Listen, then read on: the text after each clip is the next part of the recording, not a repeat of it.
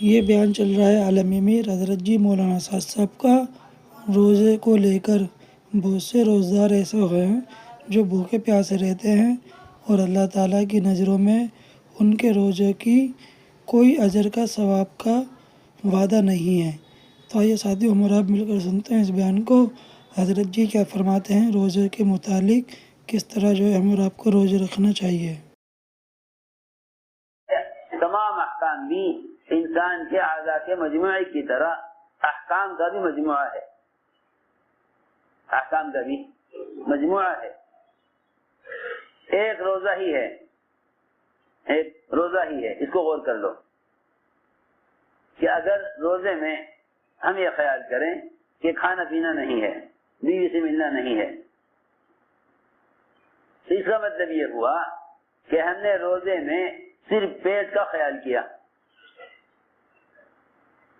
روزے میں صرف پیٹ کا خیال کیا، زبان کا خیال نہ کیا، آنکھ کا خیال نہ کیا، کان کی سننے کا خیال نہ کیا، تو روزہ بگڑے گا، تو روزہ بگڑے گا، کیونکہ تیرا روزہ صرف پیٹ سے متعلق نہیں ہے، تیرا روزہ صرف پیٹ سے متعلق نہیں، تیرا جس طرح پورا بدن ایک مجموعہ ہے،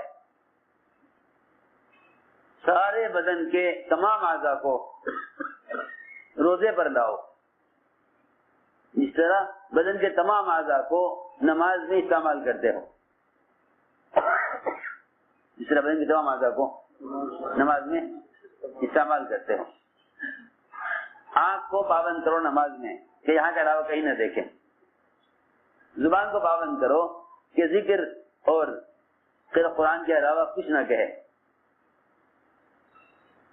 اعضاء کو پابند کرو، کون سا عضو نماز میں کہاں رہے۔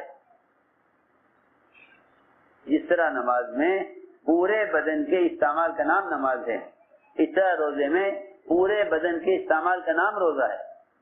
میں یاد کرنا چاہتا ہوں، پورے بدن کے استعمال کا نام روزہ ہے۔ ہم صرف اتنا جانتے ہیں کہ کھانے پینے سے روزہ ٹوٹ جاتا ہے،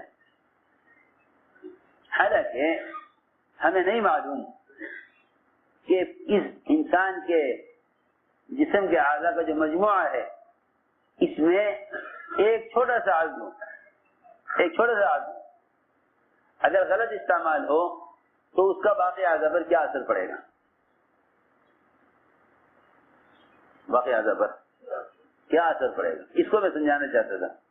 یا صفیہ نے جب آنکھ سے اشارہ کیا ایک دوسرے کی طرف تو آپ نے فرمایا تم سب کلی کرو، کیونکہ تم نے صفیہ کی زبان سے غیبت کی ہے۔ جو بات تم زبان سے کہنا چاہتی تھی کہ صفیہ جھوٹی ہے، وہ بات تم نے آنکھ کے اشارے سے کر لی آپس میں، تو تم نے صفیہ کی غیبت کی ہے۔ ایک روایت میں فرمایا الفظی الفظی الفظی الفظی، جلدی تھوک جلدی تھوک، جلدی جلدی تھوک، تیرے تھوک میں گوشت نکلے گا، تیرے تھوک میں گوشت نکلے گا۔ کیونکہ حضور اکرم صلی اللہ علیہ وسلم نے جو گناہوں پر وعیدیں، حکم میں بگڑنے پر جو وعیدیں بیان کی ہیں نا، وہ وعیدیں آپ نے خیالی اور مثالیں جو بیان کی ہیں وہ خیالی نہیں بلکہ حقیقی ہیں۔ لوگ کہتے ہیں کہ غیبت کرنا ایسا ہے جیسا اپنے بھائی کا گوشت کھانا، ایسا جیسا کر کے لوگوں نے ان کو ایک خیالی مثالیں بنا دیا۔ کیا بنا دیا؟ ان کو بنا دیا خیالی مثالیں، یہ خیالی مثالیں ہیں۔ حضور اکرم صلی اللہ علیہ وسلم نے روزہ رکھوایا، سارے مدینے والوں سے روزہ رکھوایا تاکہ 100% مسلمانوں کو یہ معلوم ہو جائے کہ روزے میں اگر ایک لفظ بھی غیبت کا زبان پر آ گیا تو روزہ ایسے ختم ہو گیا جیسے کوئی کھانا کھا کر روزہ توڑ دے۔ کیونکہ جب عمل کا اجر ختم ہو گیا، جب عمل کا اجر ختم ہو گیا تو پھر یہ فاقہ رہ گیا، روزہ نہیں رہا، فاقہ رہ گیا، روزہ نہیں رہا. کیونکہ اگر آدمی صرف پیٹ کو پابند کرے روزے میں، اگر انسان صرف پیٹ کو پابند کرے روزے میں تو یہ روزہ نہیں بلکہ فاقہ ہے. سمجھے ہماری بات؟ اگر روزے دار صرف پیٹ کو پابند کرے روزے میں تو یہ فاقہ ہے، روزہ نہیں. ہماری بات صحیح میں آ رہی یا نہیں آ رہی؟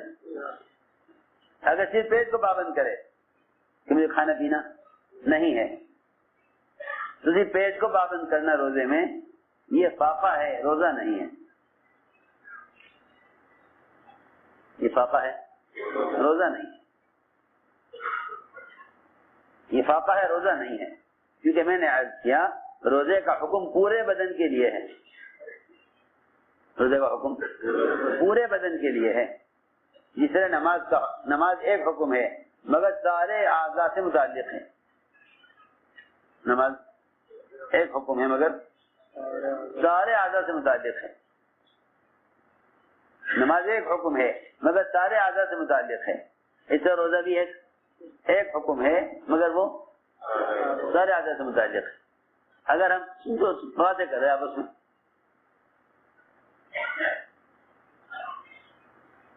اگر ہم خیال کریں کہ کھانے پینے سے باز رہنا روزہ ہے تو پھر یہ پیٹ کا روزہ ہوا، باقی اعضاء کا روزہ نہیں ہوا. اس کو فاقہ کہا جائے گا، روزہ نہیں کہا جائے گا. اسی لیے فرمایا رب صائم ليس له من صيامه الا الجوع ورب قائم ليس له من قيامه الا السهر. عجیب حدیث ہے.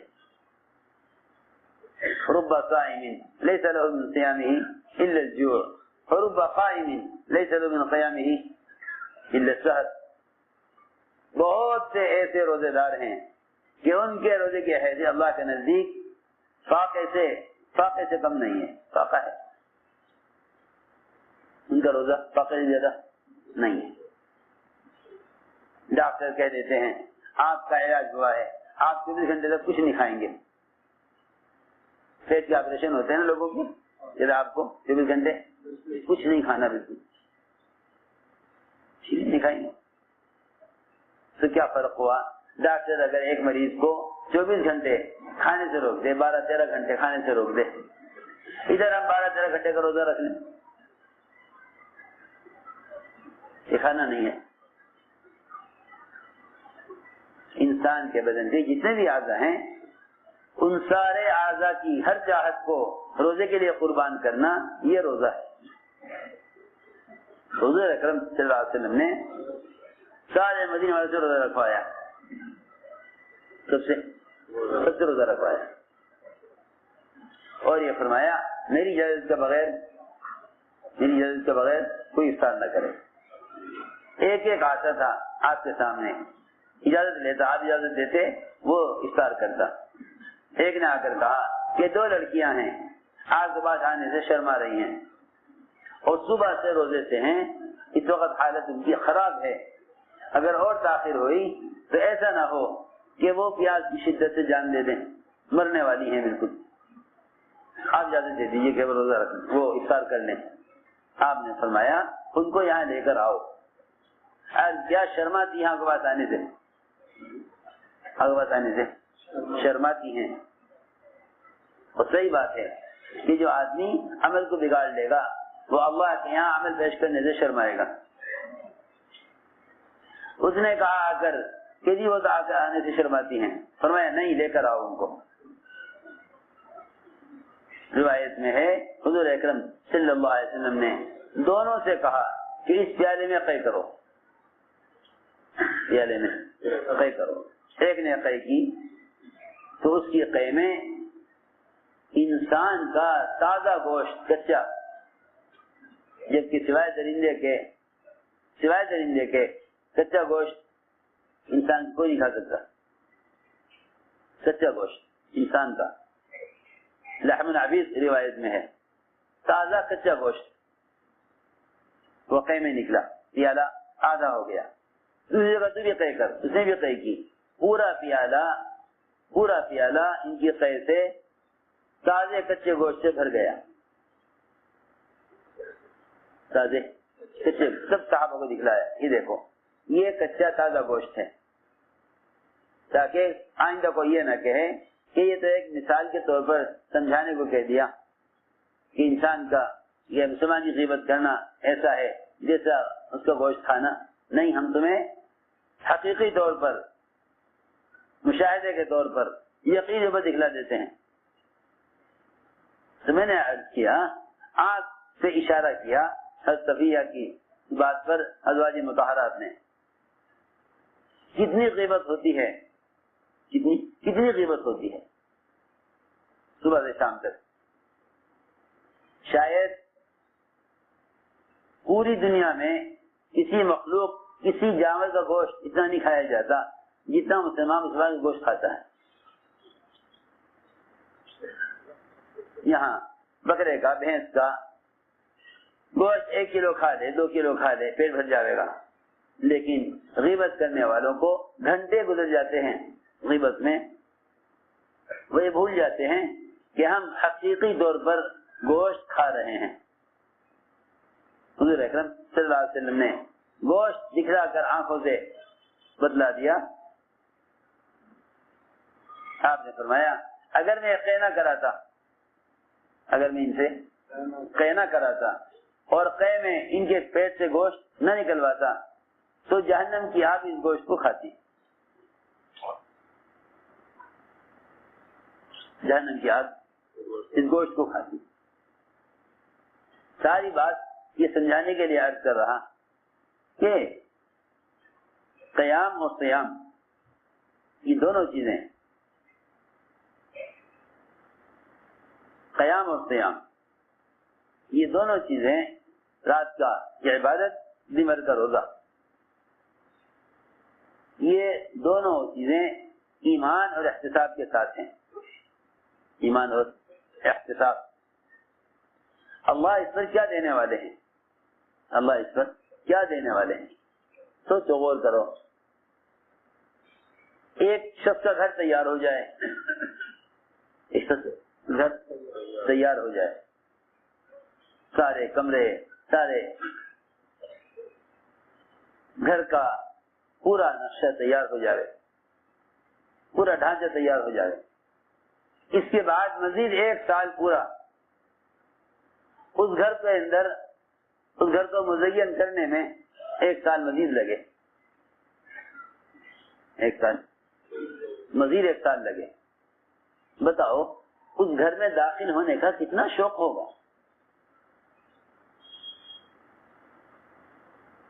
ایک گھر آدمی تیار کرے, سارے در و دیوار تیار ہونے کے بعد پھر مزید 1 سال پورا اس کو سجانے میں, مزین کرنے میں, ڈیکوریشن میں 1 سال اور مزید خرچ کیا جائے. میرے دوستو جواب دے میری بات کا. اتنا شوق ہوگا اس گھر والے کو اس گھر میں جانے کا کہ تیار ہونے کے بعد مزید 1 سال ڈیکوریشن میں خرچ کیا گیا.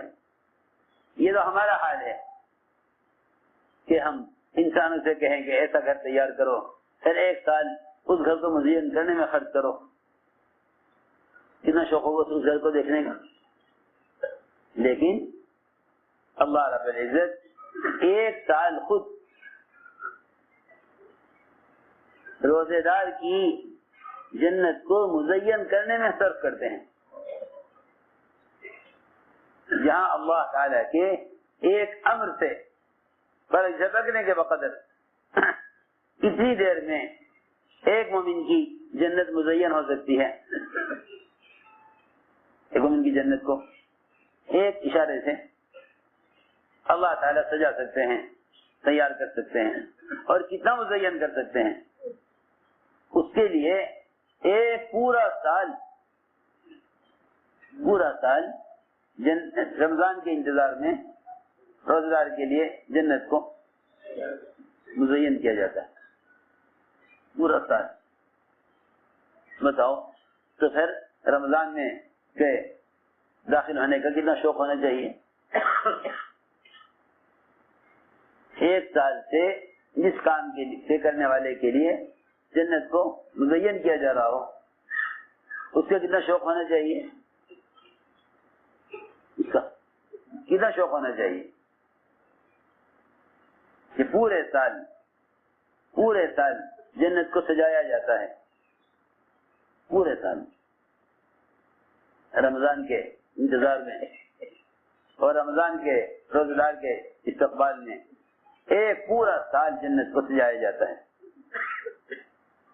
جب اپنے گھروں کو تیار کراتے ہیں درمیان میں انتظار کرتے ہیں کب تیار ہوگا, کب سال پورا ہوگا, کب تیار ہو جائے گا, کب تیار ہو جائے گا. اللہ رب العزت جو ایک عمل سے سارا کچھ مزین کر سکتے ہیں وہ بھی ایک سال جنت کے کو مزین کرنے میں ایک سال جنت کو مزین کرتے ہیں. یہاں تک کہ روزے دار کے لیے جنت کو مزین کیا جاتا ہے. میں نے عرض کیا کہ یہ سارے وعدے ان کے لیے ہیں جو عمل کو اللہ کے سامنے سنوار کر پیش کریں, عمل کو سنوار کر پیش کریں, عمل کو سنوار کر پیش کریں. اس لیے فرمایا اللہ تمہیں آزمائیں گے, اللہ تمہیں آزمائیں گے. کیوں آزمائیں گے؟ دیکھنے کے لیے تمہیں اچھا عمل کس کا ہے, تمہیں اچھا عمل کس کا ہے. اللہ نے قرآن میں اکثر و عملہ کہیں نہیں کہا, اللہ نے نہیں کہا اللہ دیکھنا چاہتا تمہیں زیادہ عمل کون کرتا ہے, تمہیں زیادہ عمل کون کرتا ہے یہ کہیں نہیں کہا. فرمایا تاکہ دیکھیں تمہیں اچھا عمل کون کرتا ہے.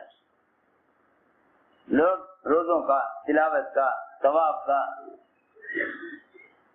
ذکر کا کہ عمل کو زیادہ کرنا چاہتے ہیں. کیا کرنا چاہتے ہیں؟ زیادہ کرنا چاہتے ہیں. نہیں, اللہ نے زیادہ عمل قرآن میں کہیں نہیں کہا, اکثر و عملہ نہیں فرمایا بلکہ احسن و عملہ. تمہیں اچھا عمل کس کا ہے, تمہیں اچھا عمل کس کا ہے, یہ نہیں تمہیں زیادہ عمل کون کرتا ہے, تمہیں اچھا عمل کس کا ہے. یہ تو پورے سال کے اعتبار سے کہا کہ تمہیں اچھا عمل کس کا ہے. اللہ اکبر. رمضان کا مہینہ لوگ تاجر سیزن کے مہینے کو بہت غنیمت سمجھتا ہے کمانے کے لیے, غنیمت سمجھتا ہے کمانے کے لیے. تاجر سیزن کے مہینے کو غنیمت سمجھتا ہے کمانے کے لیے. دیکھو سیزن میں تاجروں کی مشغولی کا کیا حال ہوتا ہے, سیزن میں تاجروں کی مشغولی کا کیا حال ہوتا ہے.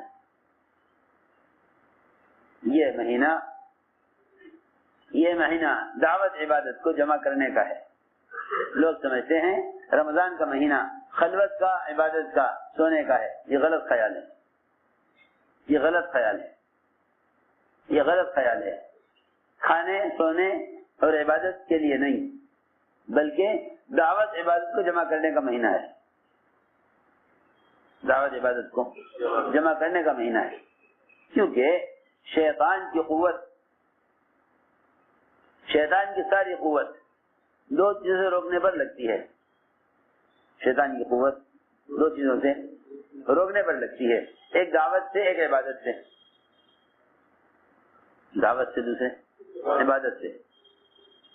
اللہ رب العزت نے رمضان کا مہینہ شیاطین کے قید کرنے کا رکھا کہ ہم رمضان میں شیاطین کو قید کر دیں گے. میں کیا بتاؤں,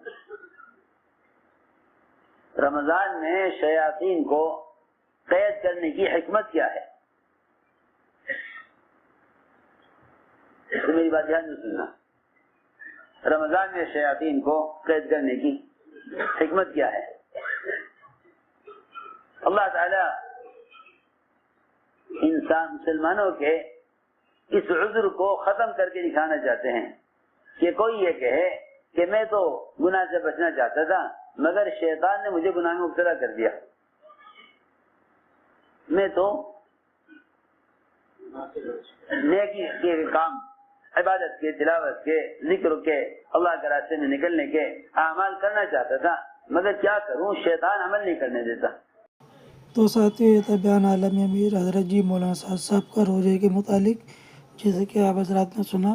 اب اس بیان کے متعلق آپ کی جو بھی رائے ہو، آپ اپنی رائے ہمارے ساتھ ضرور شیئر کریں. پھر ملیں گے اسی طرح اور کوئی نئے بیان اور کوئی نئے اپڈیٹ کے ساتھ. جب تک آپ حضرات اپنی دعاؤں میں ہمیں یاد رکھنا.